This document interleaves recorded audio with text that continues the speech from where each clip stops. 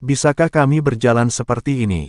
Humazi tampak terkejut. Kita akan mati jika tidak pergi, jadi mari kita coba, kata Chen Ping, dan berjalan menuju rawa bersama Humazi. Lumpur hitam rawa tulang busuk berdeguk di bawah kaki, dan lumpur lengket itu bagaikan tangan dingin yang tak terhitung jumlahnya, mencoba menyeret makhluk apapun yang melangkah ke dalamnya ke dalam jurang. Chen Ping mencengkeram lengan Humazi dengan satu tangan dan mengayunkan pedang pembunuh naga dengan tangan lainnya untuk menebas tanaman merambat rawa beracun yang menyerbu ke arahnya. Energi pedang emas meninggalkan serangkaian bayangan di langit di atas rawa yang gelap. Hati-hati langkahmu. Chen Ping tiba-tiba mengeluarkan raungan rendah dan menarik Humazi ke kiri. Tempat kedua pria itu berdiri runtuh seketika, dan beberapa baris tulang putih tajam menyembul keluar dari lumpur hitam. Seandainya mereka setengah detik lebih lambat, dada mereka pasti sudah tertusuk sekarang. Humazi terengah-engah karena terkejut. Luka di dadanya terbuka lagi karena gerakan yang kuat. Darah menetes ke lumpur, langsung menarik perhatian segerombolan serangga hitam seukuran kuku. Serangga itu menggerogoti noda darah dengan kecepatan yang terlihat oleh mata telanjang, dan lubang-lubang kecil tertinggal di lumpur di sekitarnya. Tempat sialan ini aneh sekali. Humazi menyeka lumpur dari wajahnya dan berseru, "Peri Cilian dan yang lainnya tidak akan mengejar kita, kan?" Sebelum dia selesai bicara, suara dingin peri ular merah terdengar dari belakangnya, "Sampah." Bahkan dua orang yang terluka parah pun tak bisa dihentikan. Kejar mereka takkan bisa pergi jauh. Chen Ping menoleh ke belakang dan melihat puluhan sosok bayangan berdiri di tepi rawa. Jubah merah peri ular merah tampak sangat mencolok dalam cahaya redup. Hatinya mencelos, tak menyangka pihak lain benar-benar berani menginjakkan kaki di rawa tulang busuk. Sepertinya kita harus menyelami lebih dalam. Chen Ping menggertakkan giginya, mengeluarkan 2 pil anti racun yang tersisa dari kantong penyimpanan, dan memasukkan satu ke saku Humazi. "Masukkan saja ke mulutmu, pil ini bisa menahan sebagian gas beracun." Chen Ping kebal terhadap semua racun, jadi dia tidak memerlukan pil anti racun. Kedua pria itu berjalan terlatih-tatih melewati rawa, satu langkah dalam dan satu langkah dangkal. Semakin dalam mereka masuk, semakin kuat gas beracun yang menyengat, dan bahkan pil anti racun pun tak mampu sepenuhnya menahannya. Chen Ping merasakan sakit yang tajam di lautan kesadarannya, dan teknik jantung konsentrasi di tubuhnya mulai mandek. Kultivasinya di tingkat ke-6 alam abadi longgar hanya mampu mengerahkan 80% kekuatannya di lingkungan yang keras seperti itu. Tiba-tiba, sejumlah besar gelembung lavender muncul dari lumpur di depan, dan racun yang lebih halus menyebar. Humazi menarik napas dan wajahnya langsung memerah, jatuh berlutut di lumpur, terbatuk-batuk, "Guru Hu." Chen Ping segera berbalik dan membantunya berdiri, tetapi mendapati bibir Humazi sudah mulai bernanah. Dia merasa cemas dan hendak menggunakan kekuatan spiritualnya untuk menyelamatkan pria itu, tetapi dari sudut matanya dia melihat sesuatu yang berkelap-kelip di lumpur. Itu adalah bunga teratai seputih salju, tumbuh di atas batu hitam dengan lumpur yang terbuka. Cahaya putih redup menyelimuti teratai, mengisolasi gas beracun di sekitarnya. Bahkan serangga hitam yang menggerogoti daging dan darahnya pun tak berani mendekat. Apakah itu? Teratai hijau dunia murni. Catatan dalam buku-buku kuno terlintas di benak Chen Ping. Konon, bunga aneh ini dapat memurnikan semua racun di dunia dan memiliki efek ajaib dalam membantu para praktisi menembus alam mereka. Tak sempat memikirkannya, memungut biji wijen dan mengarungi lumpur, sambil hati-hati memetik teratai hijau. Teratai hijau terasa hangat saat disentuh, dan saat disentuh, gas beracun di sekitarnya dengan cepat menghilang seolah-olah telah bertemu musuhnya. Chen Ping merobek separuh kelopak bunga teratai hijau dan memasukkannya ke dalam mulut Humazi, lalu mengunyah separuhnya dan menelannya sendiri. Semburan udara sejuk mengalir ke tenggorokan menuju dantian, dan kekuatan spiritual yang awalnya stagnan langsung menjadi aktif. Chen Ping merasakan sensasi geli di lautan kesadarannya menghilang, dan setiap pori-pori di tubuhnya dengan rakus menyerap energi murni yang dipancarkan oleh teratai hijau. Yang lebih mengejutkannya adalah bahwa hambatan di tingkat ke-6 alam sansian yang telah mengganggunya sejak lama, benar-benar mulai mengendur saat ini. Ledakan.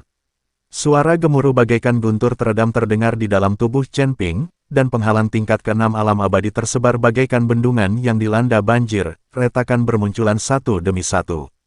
Dia segera duduk bersila, mengarahkan energi tiba-tiba ini untuk memengaruhi wilayahnya.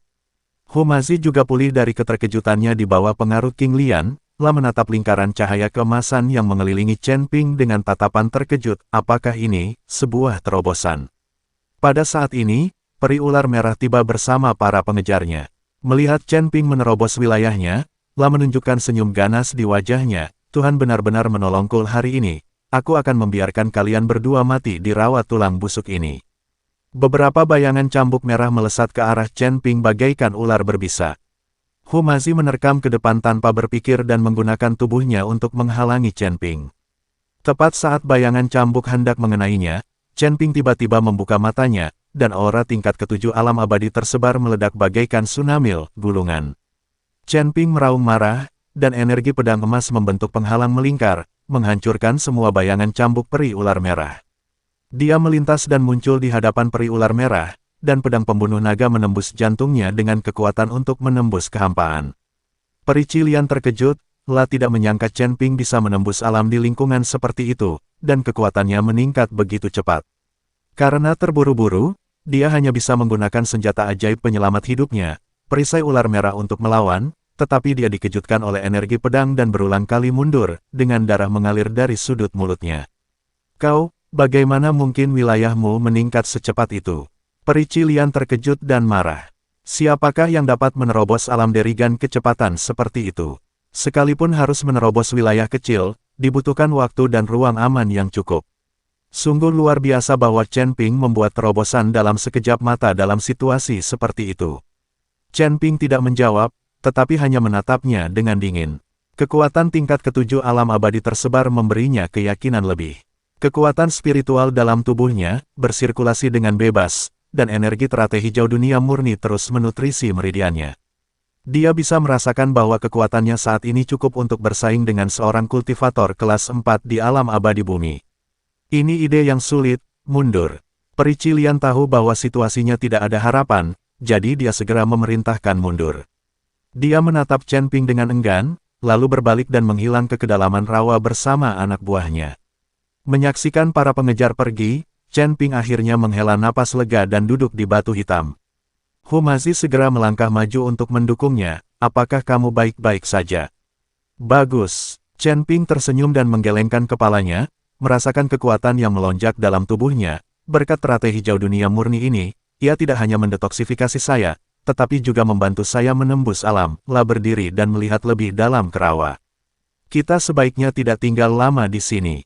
Kita harus menyeberangi rawa tulang busuk sesegera mungkin. Setelah beristirahat sejenak, keduanya melanjutkan perjalanan.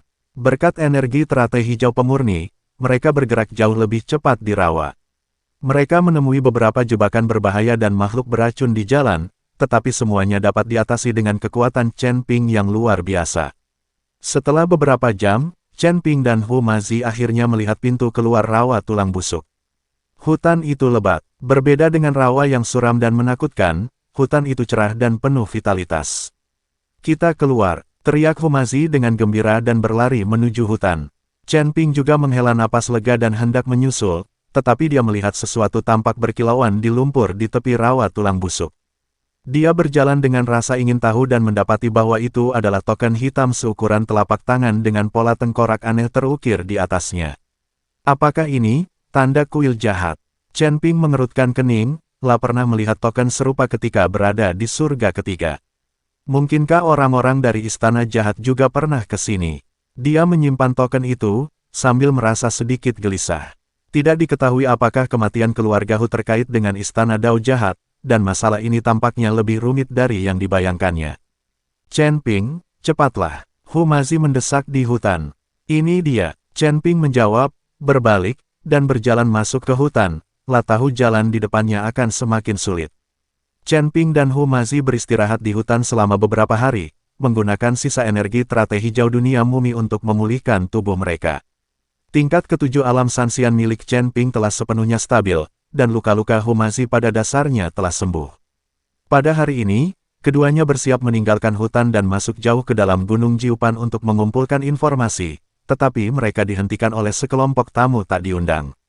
Pemimpinnya adalah seorang biksu bermata satu dengan bekas luka mengerikan di wajahnya, memancarkan aura dewa bumi tingkat ketiga. Di belakangnya diikuti selusin kultivator, semuanya memiliki aura yang kuat dan jelas merupakan elit dari suatu sekte besar. Kalian Chen Ping dan Hu Mazi. Biksu bermata satu itu bertanya dengan dingin, dengan keserakahan terpancar di matanya. Chen Ping sedikit mengernyit, kami orang asing bagimu, mengapa kau menghalangi jalanku? Kita orang asing. Biksu bermata satu itu mencibir, semua orang di Gunung Jiupan tahu kalau kita menangkap kalian berdua, kita bisa mendapatkan hadiah ganda dari Istana Iblis Hitam dan Sekte Ular Merah. Terutama kamu, Chen Ping, kudengar kamu punya banyak harta, dan hari ini adalah waktu yang tepat bagiku untuk menerimanya. Hati Chen Ping mencelos, tak menyangka kabar mereka akan menyebar secepat itu. Tampaknya peri ular merah dan Istana Iblis Hitam bersama-sama mengeluarkan perintah perburuan untuk membunuh mereka. Hanya kalian, Chen Ping melengkungkan bibirnya menyeringal, dan pedang pembunuh naga di tangannya sedikit bergetar, seolah tak sabar untuk meminum darah. Sombong sekali, teriak biksu bermata satu itu dengan marah. Ayo hidup atau mati saja, lebih dari selusin biksu segera bergegas, dan berbagai senjata ajaib memancarkan cahaya, menghalangi sinar matahari. Chen Ping melindungi Hu Mazi di belakangnya, menghunus pedang pembunuh naga, dan energi pedang emas itu begitu kuat sehingga langsung memotong dua biksu di depan menjadi dua bagian. Alam abadi yang tersebar di tingkat ketujuh. Bagaimana mungkin? Biksu bermata satu itu berteriak kaget, wajahnya penuh ketidakpercayaan. Informasi yang ia terima menunjukkan bahwa Chen Ping hanya memiliki tingkat kultivasi tingkat ke-6 di alam abadi tersebar, sehingga ia berani membawa orang untuk menyergapnya. Tidak menyangka bahwa hanya dalam beberapa hari, kekuatan lawannya benar-benar meningkat, dan ia bahkan mampu melawan lawan dengan tingkat yang lebih tinggi. Hu Mazi juga mengeluarkan beberapa jimat dan mulai bertarung dengan beberapa biksu dengan tingkat kultivasi yang lebih rendah. Meskipun ia hanya berada pada level pertama alam abadi duniawi, ia mampu bertahan melawan segala rintangan berkat pengalaman bertempurnya yang luas. Terlebih lagi, kekuatan Hu Mazi perlahan pulih dan membaik. Ketika dia sepenuhnya terbangun, orang-orang ini akan terbunuh hanya dengan satu tamparan. Lawan Chen Ping adalah biksu bermata satu dan 3 biksu kelas 3 lainnya di alam abadi bumi. Dia menghunus pedang pembunuh naga dengan sempurna, dan energi pedang emas tercurah bagaikan badal dahsyat, memaksa keempat pria itu mundur berkali-kali. Idenya terlalu sulit, mundur. Biksu bermata satu itu menyadari ada sesuatu yang salah dan dengan tegas memerintahkan mundur. Dia tahu bahwa keempat dewa bumi kelas 3 bukanlah tandingannya dan tidak mungkin mereka bisa menghentikan Chen Ping. Mungkin mereka semua akan segera dimakamkan di sini. Ketika Chen Ping melihat beberapa orang mencoba melarikan diri, bagaimana dia bisa membiarkan mereka pergi? Dia melesat dan mengejar biksu bermata satu itu seperti hantu, sambil menebas dengan pedang pembunuh naga. Biksu bermata satu itu menjerit ketika salah satu lengannya terpotong dan darah muncrat keluar. Para biksu lainnya begitu ketakutan melihat kejadian itu sehingga mereka tidak berani tinggal dan melarikan diri ke segala arah. Chen Ping tidak membunuh mereka semua, karena dia tahu tidak bijaksana untuk membuat terlalu banyak musuh sekarang. Sayang sekali mereka lolos, Hu Mazi berkata dengan sedikit penyesalan. Biksu itu mungkin bisa lolos, tapi kuil tidak. Tatapan Chen Ping dingin, mereka pasti akan kembali melaporkan berita. Situasi kita akan semakin sulit. Kenyataannya persis seperti dugaan Chen Ping. Hanya dalam waktu setengah hari, mereka dicegat dan dibunuh oleh 3 gelombang biksu. Para pendeta ini berasal dari berbagai kekuatan, dan mereka jelas berada di sini untuk mendapatkan hadiah. Chen Ping dan Hu Mazi bertarung dan mundur. Meskipun mereka selalu berhasil lolos dari bahaya berkat peningkatan kekuatan Chen Ping, mereka juga menghabiskan banyak energi spiritual dan kelelahan.